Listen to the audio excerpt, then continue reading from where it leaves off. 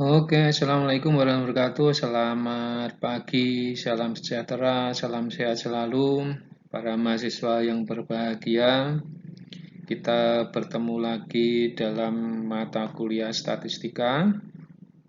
Pada hari ini kita akan membahas atau akan belajar tentang materi pengumpulan dan pengolahan data.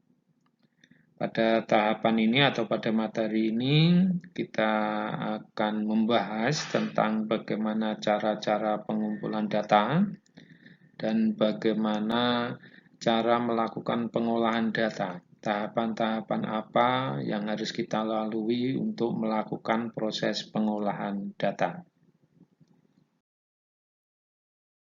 Seperti pada materi sebelumnya, bahwa lingkup dari kegiatan statistik itu meliputi tahapan pengumpulan data, pengolahan data, analisa data, serta penyajian data.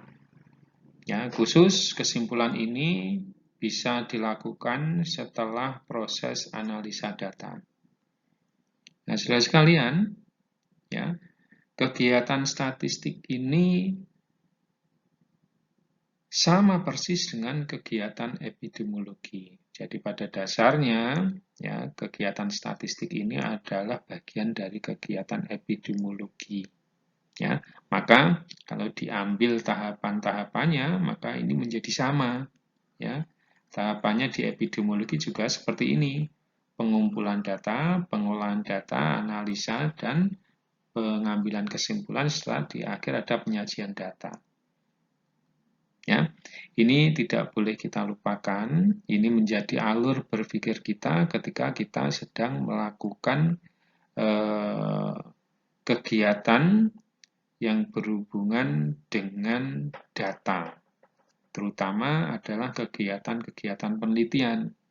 Nah, kegiatan penelitian itu ya nanti akan dimulai dengan pembuatan proposal, kemudian mengumpulkan data, melakukan pengolahan data, menganalisa, membahas, mengambil kesimpulan, dan terakhir harus menyajikan data itu.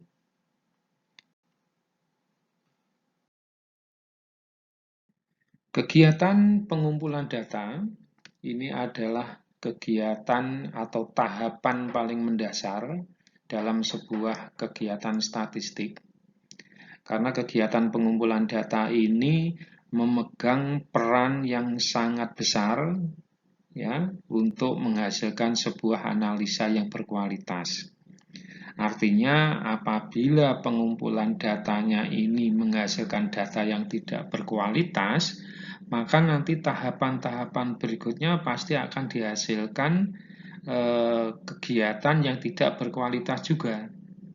Dan akhirnya karena data tidak berkualitas, maka analisanya juga tidak berkualitas. Nah, inilah kelemahan sekaligus keutamaan dari statistik, ya, bahwa tahapan pengumpulan data ini memegang peran sangat fundamental sekali untuk menentukan langkah-langkah berikutnya. Apakah langkah berikutnya itu dihasilkan sebuah kegiatan yang berkualitas atau tidak, itu tergantung pada tahapan pertama, yaitu pengumpulan data. Nah, salah satu hal yang harus kita perhatikan untuk menghasilkan data yang berkualitas itu adalah alat yang kita gunakan di dalam mengumpulkan data. Nah, alat yang kita gunakan untuk mengumpulkan data ini adalah alat yang harus berkualitas juga. Alat pengumpul data yang berkualitas itu ditentukan oleh dua hal, yaitu valid dan reliable. Ya, valid dan reliable. Apa itu? Ya, bahwa alat yang kita gunakan untuk mengumpulkan data itu harus mengukur apa yang diukur. Ya, mengukur apa yang seharusnya diukur. Itu namanya valid. Ya, misal kita mau mengukur berat badan balita. Maka alat ukur yang kita gunakan harus berkualitas, yaitu misalkan timbangan dacin. Jangan sampai mengukur berat badan balita menggunakan alat ukur timbangan injak. Nah, ini nanti dikatakan ya alat ukurnya tidak valid. Ya. Nah, kemudian ada reliable atau ajak atau disebut dengan konstan. Ya. Ini artinya bahwa alat pengumpul data yang kita gunakan itu apabila digunakan oleh orang lain untuk mengukur objek yang sama itu akan dihasilkan ukuran yang sama. Ya. Nah, inilah namanya valid dan reliable. Nah, bagaimana sekarang kalau alat pengumpul data itu bukan alat keras tapi perangkat lunak? Ya, misalkan kuesioner, ya, kuesioner. Nah, bagaimana kuesionernya? Apakah juga harus dilakukan pengujian valid dan reliable? Jawabnya iya. Ya, jadi kuesioner atau alat pandu untuk melakukan interview itu juga harus dilakukan pengujian validitas dan reliabilitas. Nah, khusus untuk pengujian validitas dan reliabilitas kuesioner nanti akan kita bahas pada materi-materi yang akan datang. Ya, khusus kita akan bahas tentang bagaimana membuat kuesioner dan melakukan pengujian validitas dan reliabilitas kuesioner. Nah, para mahasiswa di dalam melakukan pengumpulan data, ya, ada dua metode yang kita pakai atau yang sering dipakai, yaitu metode sensus dan metode sampling. Metode sensus ini adalah melakukan pendataan terhadap semua sumber data. Ya, jadi kalau saudara pernah ingat ada namanya sensus penduduk, ya, sensus ekonomi. Nah, itu artinya ya kegiatan yang dilakukan adalah melakukan pendataan kepada seluruh pemilik data atau sumber data. Jadi kalau pemilik datanya adalah penduduk, maka adalah seluruh penduduk ini dilakukan pendataan. Ya, itu namanya sensus. Ya. Nah, kemudian metode yang kedua itu adalah metode sampling.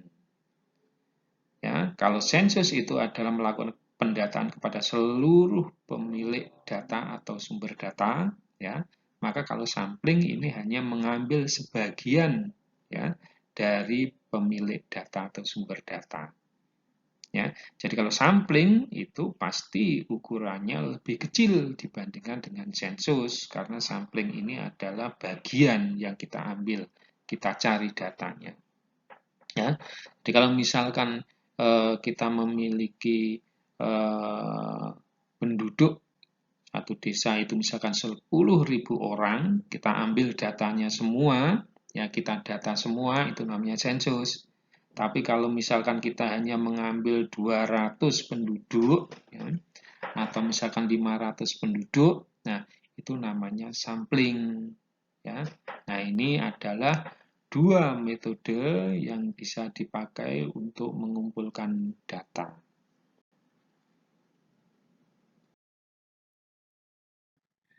Selanjutnya, kita perlu untuk membahas bagaimana cara melakukan pengumpulan data.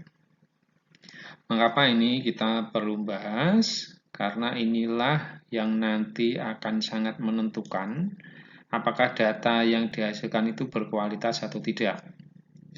Karena dalam teknik pengumpulan data itu harus kita sesuaikan antara sumber datanya, ya, dan cara pengambilan datanya atau cara pengumpulan datanya.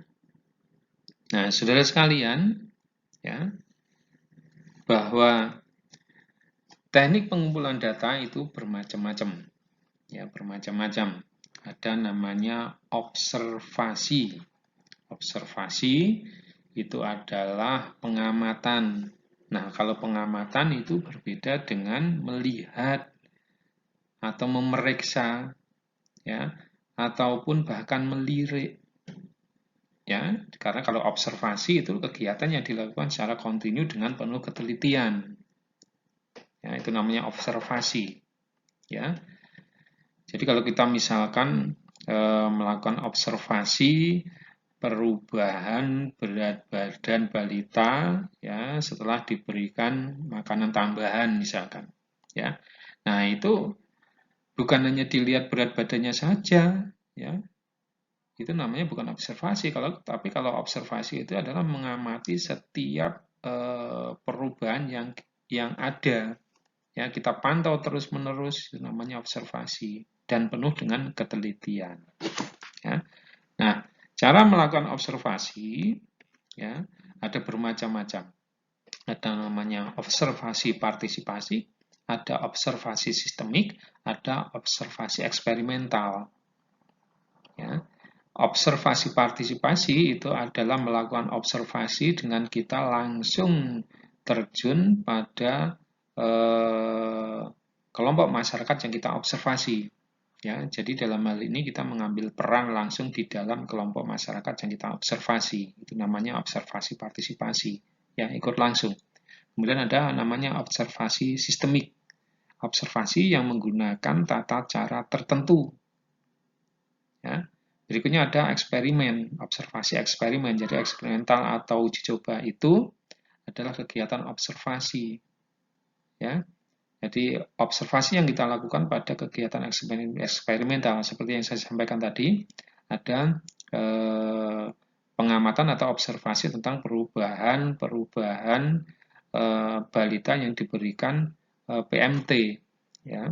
Nah, itu namanya observasi eksperimental. Ya. Nah, lebih jauh tentang kegiatan observasi atau teknik-teknik observasi nanti akan kita pelajari pada metodologi penelitian. Ya. Nah, berikutnya, teknik pengumpulan data yang bisa dilakukan adalah dengan melakukan pengukuran.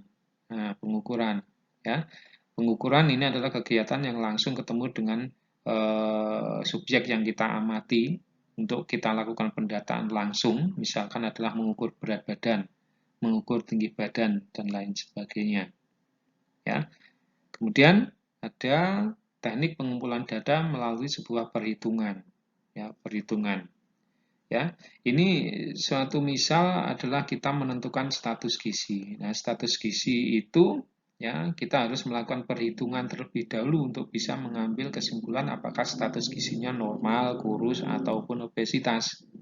Ya. Nah, perhitungan itu ya merupakan tahapan pengambilan data hasil pengukuran. Ya. Jadi kalau kita melakukan perhitungan status gizi, maka data yang kita perlukan misalkan adalah berat badan, tinggi badan, usia. Ya. Nah, ini adalah proses perhitungan, ya. Proses perhitungan dalam rangka mengumpulkan sebuah data status gizi. Ya. Nah, kemudian ada teknik lagi dalam pengumpulan data itu adalah dengan melakukan wawancara. Wawancara atau interview. Ya. Nah, dalam melakukan pengambilan data atau pengumpulan data, ya, interview atau wawancara itu tidak boleh dilakukan dengan tanpa sebuah skenario. Ya, kalau nanti pengumpulan data dengan wawancara tanpa skenario, itu nanti dapat dihasilkan data yang tidak berkualitas. Ya, tanpa skenario itu artinya tanpa konsep, ya, sehingga didapatkan data yang tidak jelas kualitasnya. Nah, maka dari itu, untuk melakukan proses wawancara atau interview, ya, itu digunakan sebuah daftar pertanyaan sebagai panduan di dalam melakukan wawancara. Nah, itulah yang disebut dengan kuesioner. Ya, jadi kuesioner itu adalah panduan yang kita gunakan di dalam melakukan wawancara untuk mengumpulkan sebuah data. Oke, nah kuesioner itu ada bermacam-macam, ya. Daftar pertanyaan itu ada bermacam-macam. Ada yang namanya close-ended question. Itu adalah pertanyaan tertutup. Nah, ini adalah model-model pertanyaan yang sudah kita siapkan jawabannya. Ya, contohnya adalah multiple choice atau MC. Ya.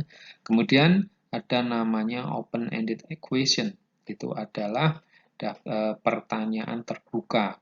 Ini adalah pertanyaan ya yang bisa digunakan untuk mengumpulkan data lebih dalam lagi, tetapi dengan menggunakan pertanyaan-pertanyaan seperti isai, ya, jawaban isai itu ya. Ya, jadi kita tidak menyiapkan jawabannya, tapi yang kita wawancarai itu nanti harus mampu menuliskan sendiri, ya, apa yang ada dalam pikiran dia sesuai dengan pertanyaan yang kita sampaikan. Ya. Nah, kemudian wawancara itu ada checklist, ada juga rating scale, ya. Ini nanti lebih dalam akan kita pelajari di metodologi penelitian. Nah, para mahasiswa, teknik observasi pengukuran perhitungan wawancara itu ya kita gunakan apabila kita ingin mendapatkan data primer. Data primer itu adalah data yang berasal langsung dari sumber datanya. Ya, tekniknya semacam itu, ya. Jadi kalau kita menginginkan data yang kita dapatkan adalah masuk kategori data primer, ya, maka metode atau teknik yang kita gunakan bisa dengan cara observasi, ya, pengukuran, perhitungan ataupun wawancara. Nah, ini kita harus selektif sekali di dalam memilihnya, ya. Kapan kita menggunakan observasi, kapan kita melakukan wawancara, kapan kita melakukan pengukuran, dan lain sebagainya. Satu contoh saja, ya, apabila kita ingin mengetahui sebuah perilaku seseorang, ya, perilaku seseorang, ya, atau perilaku, katakan perilaku ibu menyusui, gitu ya. Nah, ini maka kita tidak akan bisa ya memilih teknik pengumpulan datanya menggunakan wawancara. Perilaku tidak bisa ya didapatkan datanya dengan menggunakan wawancara. Nah, maka kalau kita melakukan pengambilan data atau pengumpulan data untuk variabel perilaku, itu yang tepat adalah melakukan observasi. Nah, ini adalah salah satu contoh bagaimana kita memilih teknik pengumpulan data yang tepat sesuai dengan sumber data yang tersedia. Nah, berikutnya, teknik pengumpulan data untuk data sekunder itu bisa dengan cara melakukan pengutipan dokumen. Ya. Nah, untuk penelitian itu memang kita bisa menggunakan data primer dan data sekunder. Maka data-data ini harus kita kuasai teknik pengambilan datanya. Ya, untuk pengutipan dokumen, ya, itu misalkan kita bisa mengambil data-data yang berasal dari catatan rekam medis yang ada di puskesmas, rumah sakit, dan layanan kesehatan yang lainnya. Ini menjadi sumber data kita, ya, untuk bisa kita gunakan, ya, terutama untuk melakukan penelitian. Nah, kemudian dokumen yang lain yang kita bisa gunakan ya, untuk data sekunder itu adalah data dari hasil sensus. Apakah itu sensus penduduk, sensus ekonomi, ataupun sumber-sumber data sekunder yang ada di kesehatan. Misalkan ada Susenes dan SDKI. Ya. Untuk penelitian-penelitian itu data sekunder ya yang berbentuk angka itu selalu ya kita mengambilnya dari data-data SDKI, ya SDKI, Susenas dan lain sebagainya. Ini berisi tentang data kesehatan. Jadi kalau saudara menginginkan mendapatkan data sekunder tentang sebuah penyakit, tren sebuah penyakit, ya dan lain sebagainya, ya ini bisa ya dari Susenas, SDKI, ya atau Riskesdas, ya Riskesdas. Ya, yang baru kita laksanakan kemarin adalah Riskesdas pada tahun 2018. Ya, nah ini adalah teknik pengumpulan data. Ya, jadi sekali lagi teknik pengumpulan data itu dipilih ya, berdasarkan dari sumber data yang tersedia. Ya, berdasarkan sumber data yang tersedia. Jadi jangan asal pilih, oh saya mau wawancara, saya mau pengukuran dan lain sebagainya. Nah, apakah di dalam melakukan penelitian itu teknik pengumpulan datanya cukup satu saja? Ya, jawabnya bisa iya, bisa tidak. Tapi yang pasti, ya, data yang berkualitas itu pasti dihasilkan dari teknik pengumpulan data yang lebih dari satu. Ya, dalam penelitian itu selalu ada data primer dan data sekunder. Nah, itu ya, maka bisa melakukan pengutipan dokumen, bisa juga melakukan pengambilan data primernya. Nah, pengumpulan data primer itu juga bisa dilakukan dengan lebih dari satu teknik. Ya, nah misalkan observasi dipadu dengan wawancara. Ya, atau wawancara dipadu dengan observasi. Nah, ini akan dihasilkan sebuah data yang berkualitas. Sekali lagi, saya ingatkan, pemilihan teknik pengumpulan data itu selalu didasarkan dari sumber data yang tersedia serta tujuan dari pengambilan datanya. Baik, saudara sekalian, setelah kita membahas tentang pengumpulan data, mari kita lanjutkan pada kegiatan statistik berikutnya, yaitu pengolahan data. Ya, pengolahan data itu sangat tergantung pada data yang dihasilkan pada tahap pengumpulan data. Ya, jadi sekali lagi, pengumpulan data memegang peran yang sangat penting untuk menghasilkan sebuah data pada tahapan-tahapan berikutnya. Ya.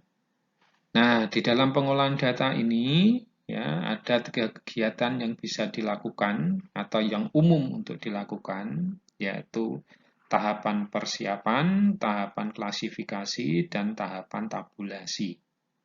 Ya, 3 hal ini. Ya. Nah, apabila kita rinci lagi, tahap persiapan itu sebenarnya ada dua kegiatan yang kita lakukan dalam proses pengolahan data. Yaitu yang pertama adalah editing.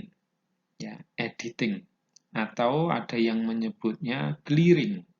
Ya, clearing. Atau pembersihan. Artinya apa? Editing atau clearing ini adalah proses untuk membersihkan kesalahan-kesalahan pada data yang kita dapatkan ya, pada saat pengumpulan data. Nah, proses clearing atau proses editing ini ya bisa kita lakukan pada saat data itu masih berada pada form pengumpul data yang kita miliki. Kalau kita menggunakan alat pengumpul datanya adalah kuesioner, maka proses editing itu bisa kita lakukan pada kuesioner yang kita miliki. Ya, maka dari itu proses editingnya bisa kita lakukan secara manual, ya, dengan cara melihat kembali, ya, melihat atau memeriksa kembali data-data yang terdapat kepada kuesioner yang sudah terkumpul. Ya, ini sangat berguna sekali atau bermanfaat sekali karena proses clearing atau proses editing ini nanti ya adalah menjadi penentu dari kegiatan-kegiatan atau tahapan berikutnya. Ya, yang harus kita pahami atau harus kita garis bawahi bahwa editing itu berbeda dengan manipulating. Ya, ingat ya. Editing adalah proses pembersihan dari kesalahan-kesalahan data ya yang tidak sesuai dengan keadaan yang sebenarnya. Bukan diperbaiki sesuai dengan yang kita inginkan. Nah, kalau kita perbaiki sesuai dengan yang kita inginkan, itu namanya manipulasi data. Ya, itu berbeda dengan editing. Ya, editing berbeda dengan manipulating. Ingat itu ya. Nah, proses editing yang bagus nanti akan menghasilkan data yang berkualitas. Nah, berikutnya masih dalam form pengumpul data atau kuesioner yang kita pakai, itu bisa kita lakukan kegiatan namanya coding, pemberian kode. Ini dimaksudkan adalah untuk melakukan pengelompokan terlebih dahulu, ya, pengelompokan terlebih dahulu, ya, supaya kita lebih mudah untuk melakukan rekapitulasi data, ya. Jadi kita kode, misalkan ini kodenya berdasarkan tingkat pendidikan, ya. Jadi formnya itu nanti kita berikan kode kalau misalkan tingkat pendidikan dari respondennya itu SD, kita beri kode 1, SMP 2, SMA 3, perguruan tinggi 4. Ya, ini kalau pengelompokannya nanti berdasarkan tingkat pendidikan, ya, kita kode, ya, kita kode. Jadi nanti datanya dikelompokkan atau berdasarkan kode, ya, yang ada pada tingkat pendidikannya. Itu coding. Ada lagi misalkan codingnya berdasarkan jenis kelamin responden misalkan, ya. Karena pada prinsipnya nanti akan kita kelompokkan datanya berdasarkan jenis kelamin.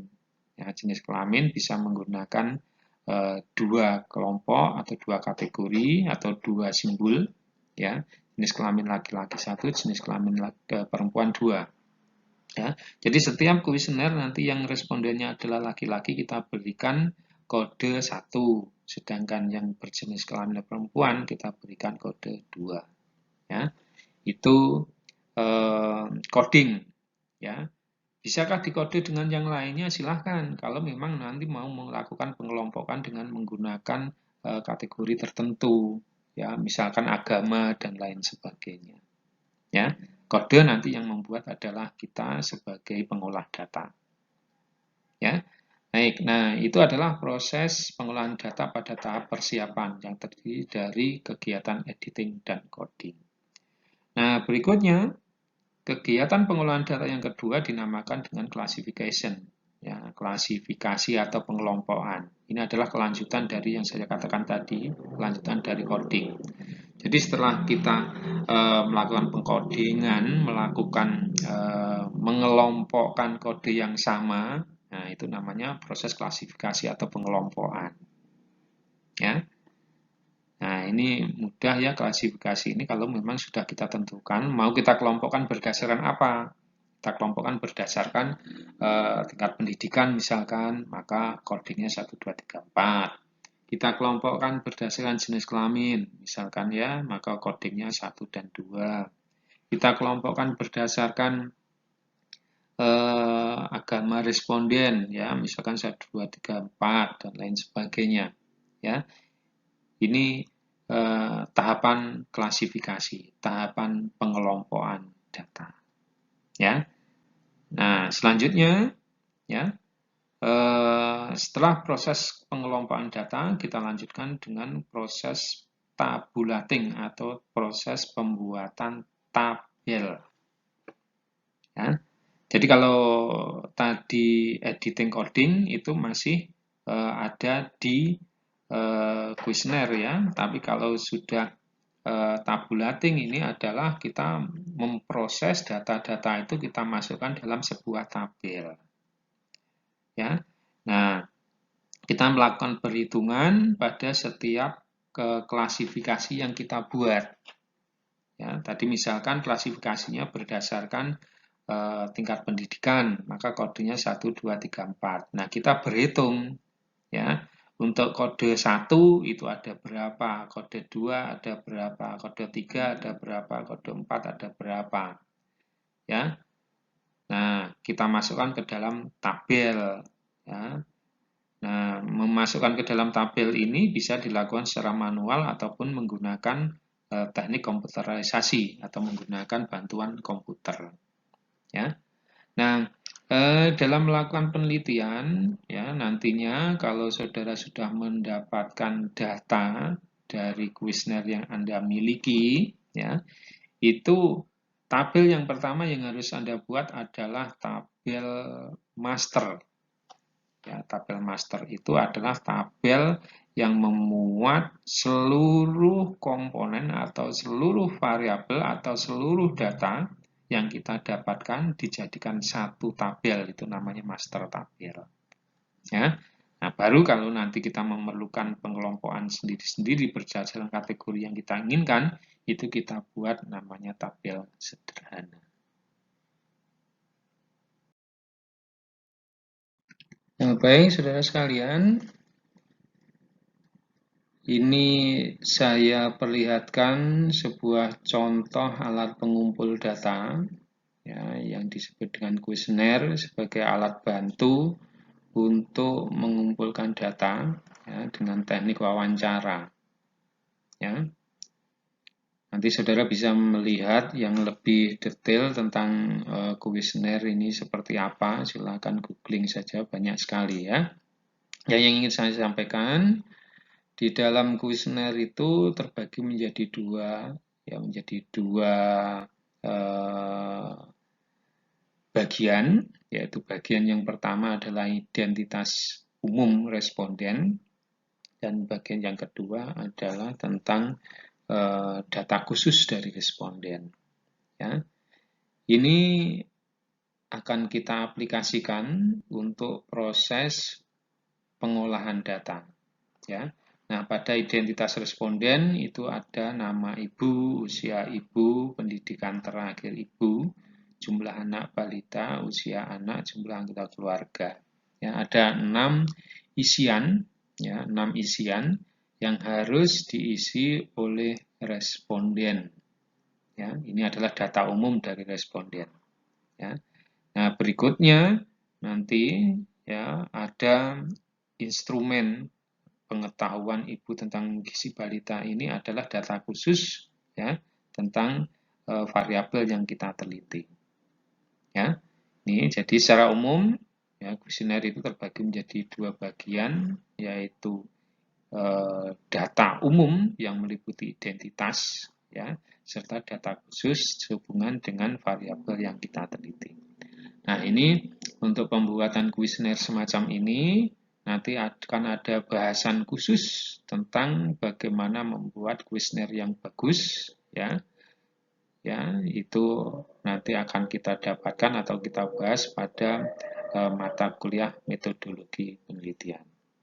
Ya, jadi konsentrasi kita adalah sekarang pada identitas responden ini yang akan kita olah. Ya, yang akan kita olah. Nah, bagaimana cara ngolahnya? Ya, kita lanjut pada slide berikutnya. Oke, ini adalah kuesioner yang sudah terisi pada data umum responden ya. Coba saudara perhatikan ya. Ini nama ibu ya. Kalau nanti pengasuh ya nama pengasuh gitu ya. Itu Nyonya AA ya. Mengapa ini harus di kode atau disembunyikan namanya sebenarnya? Ini adalah etika di dalam melakukan pengambilan data ya. Jadi nanti kalau di metodologi kita akan bisa pelajari bagaimana memanusiakan manusia, menghormati responden sebagai subjek penelitian kita, ya. Itu antara lain adalah menyembunyikan atau merahasiakan data diri dari responden. Ya, maka nama ibu ini kita tuliskan cukup kodenya saja, Nyonya AA. Usia 26 tahun, ya. Kemudian pendidikan terakhir adalah diploma, gitu ya.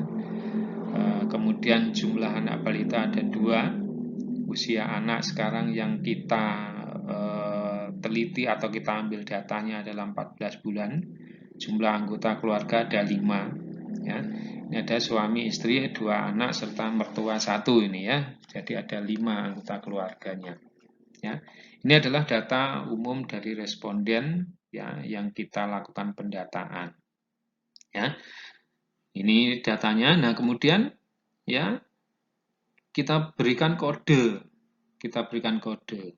Ya. Ini kode atau nanti datanya akan kita kelompokkan berdasarkan pendidikan terakhir. Nah, pendidikan terakhirnya ada diploma ya atau sarjana gitu ya.